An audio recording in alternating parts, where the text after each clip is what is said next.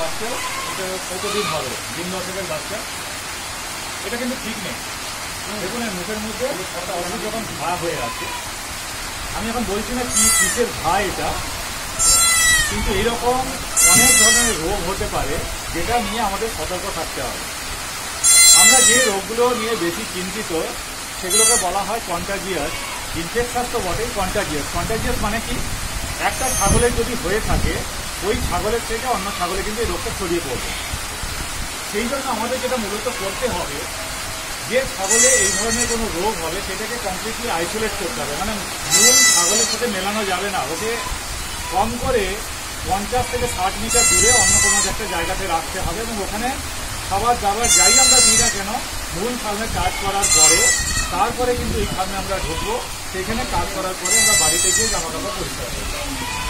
এই যে রোগটা হয়েছে এটা কিন্তু একটা ভাইরাস ঘটিত রোগ, এটাকে ওড বলা হয়। এটাতে ছাগল খুব একটা বেশি মরে না, কিন্তু যেটা মূলত যেটা প্রবলেম হয়, যদি ফার্মে একটা ছাগলের হয় আস্তে আস্তে কিন্তু সব ছাগলের ধরে যাবে। প্রথমে ছোট ছোট বাচ্চা ছাগলের হবে যাদের ইমিউনিটি একটু কম, তারপর আস্তে আস্তে বড় ছাগলের হবে।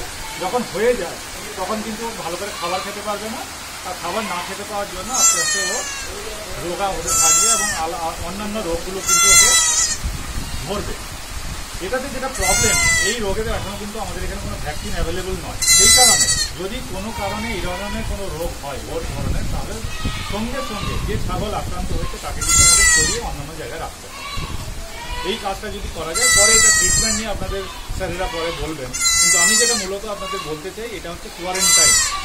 যদি কোনো ছাগলের কোনো রকম অসুখ হয়, আমরা জানি না ওটা কন্টাজিয়াস বা ইনফেকশাস নেচারের কিনা, তাও কিন্তু ছাগলটাকে আমরা সরিয়ে দেবো, তার ট্রিটমেন্ট করবো। ওটা যখন সম্পূর্ণ কিওর হয়ে যাবে তারপরে ওটাকে আমরা মূল ক্লকে রাখবো।